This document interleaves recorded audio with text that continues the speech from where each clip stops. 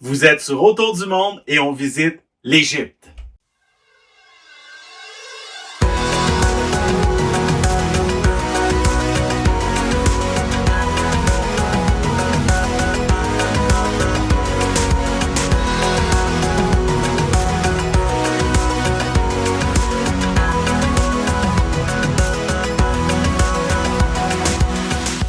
Bienvenue sur Autour du monde. Si vous aimez notre contenu, n'oubliez pas de vous abonner à notre chaîne et de liker nos vidéos.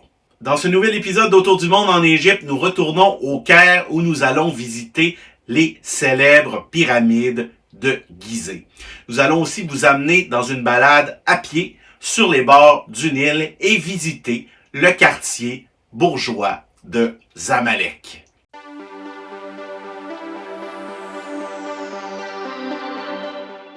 Après quelques jours à Alexandrie, nous quittons aujourd'hui pour le Caire. Cette fois-ci, nous avons opté pour le train. Nous nous rendons donc à la gare d'Alexandrie, un magnifique bâtiment construit en 1876.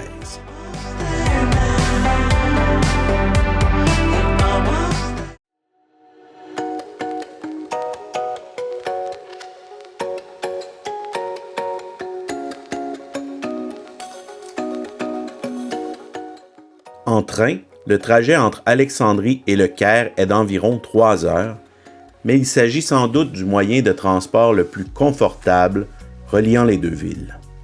En prime, vous traverserez tout le delta du Nil, qui est depuis 5000 ans une zone d'agriculture intensive. C'est aussi de cette région que provient une grande partie du papyrus égyptien. Vous serez sans doute impressionné de voir cette Égypte verdoyante qui contraste avec les étendues désertiques du sud du pays. Petit conseil, n'hésitez pas à acheter un billet en première classe, mais faites vite, puisque les billets partent assez rapidement.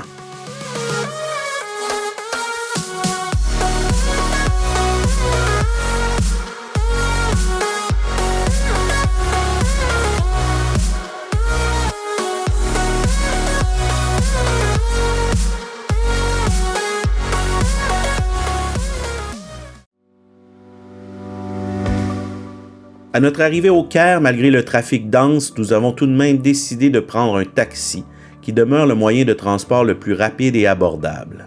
Le trajet de la station Ramsès à notre hôtel, le Ramsès Hilton, est d'environ 15 minutes.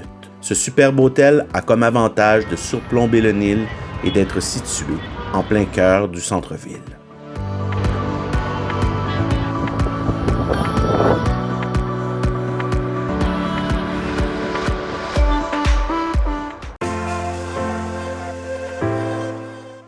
Le lendemain matin, nous avons choisi de nous rendre aux pyramides par métro. Le réseau de la capitale égyptienne est très efficace et pour s'y rendre, il faut prendre la rame en direction de la station El Monib et descendre à la station Giza. De là, il faut ensuite prendre un autobus ou taxi collectif jusqu'aux pyramides.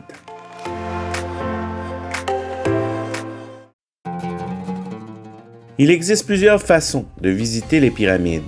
La plupart des touristes empruntent des tours organisés ou se font conduire directement. Connaissant un peu les lieux, nous avons plutôt choisi de découvrir le plateau de Gizeh à dos de cheval. Sachez que l'aventure peut aussi se faire en dromadaire, mais le périple est un peu moins agréable.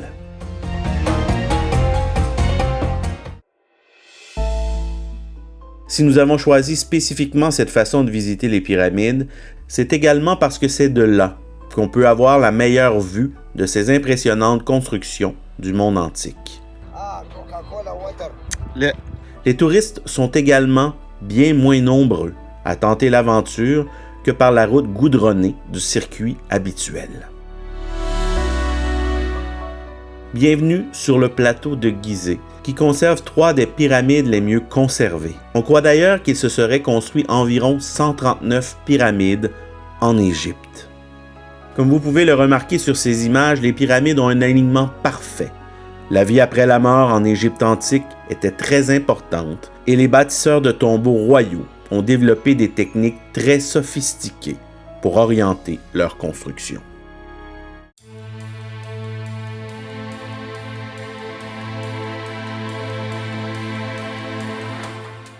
Plus petite des trois, la pyramide de Mykérinos, haute de 63 mètres, est la seule à avoir encore une partie de son revêtement extérieur.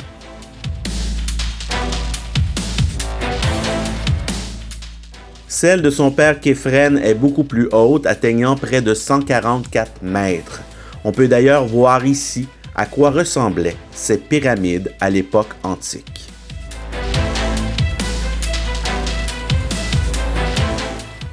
C'est au père de Képhren, Khéops, que l'on doit la plus importante pyramide. Ce monument atteignait, dans l'Antiquité, près de 147 mètres, mais il ne fait aujourd'hui que 137 mètres de haut. Son ensemble conserve également 3 petites pyramides de reines et on y a découvert une barque solaire. Malheureusement, nous n'avons pas pu filmer à l'intérieur de tous ces bâtiments.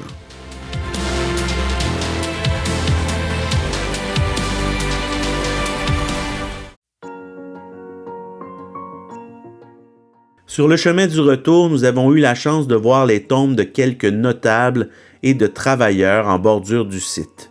Le plateau compte d'ailleurs plusieurs mastabas du genre. Nous poursuivons ensuite notre route vers le Sphinx. Endroit très touristique, on y retrouve des vendeurs de souvenirs en tout genre. Petite mise en garde, les produits n'y sont pas toujours d'une très grande qualité et souvent fabriqués en Chine.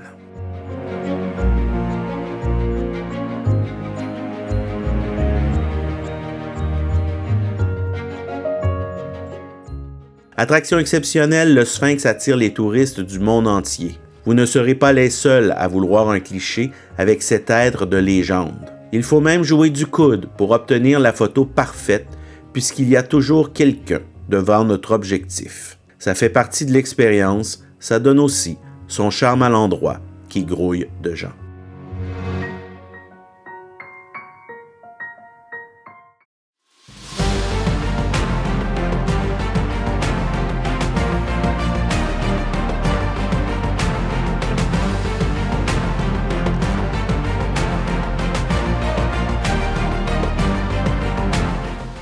Pour accéder au Sphinx, les touristes doivent d'abord passer par le temple du dieu Ré, le fameux dieu soleil égyptien.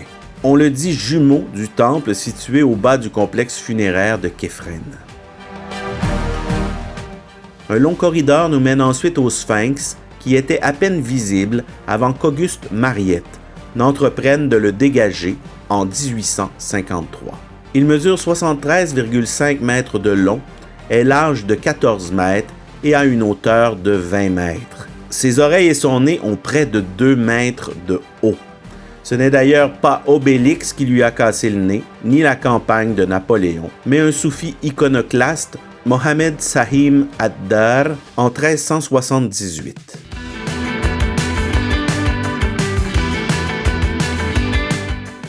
Après cette demi-journée éreintante sous le chaud soleil du désert, nous regagnons notre hôtel en taxi. C'est un peu plus cher, mais beaucoup plus court.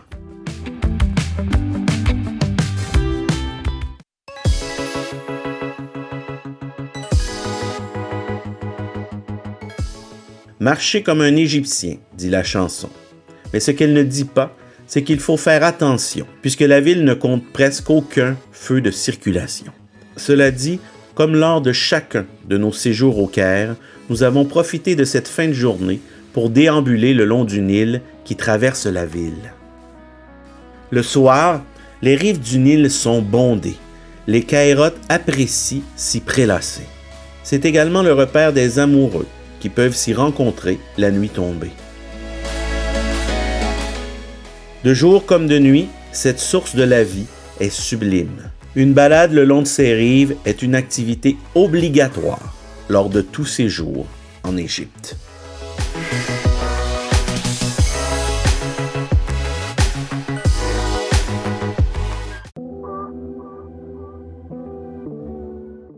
Nous avons prolongé notre balade jusqu'à Zamalek pour déguster une pizza à la maison Thomas, une véritable institution au Caire. Nous vous conseillons fortement d'y manger.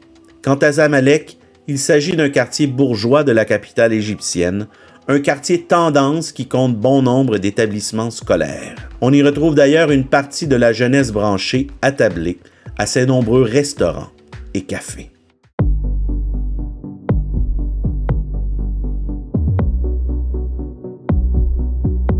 Ici s'achève, pour le moment, notre aventure en Égypte. Mais avant de quitter le pays, la nuit tombée, nous avons fait comme les Égyptiens et savouré une chicha avant de retourner à notre chambre d'hôtel. Quant au Caire, n'oubliez pas, la ville ne dort jamais.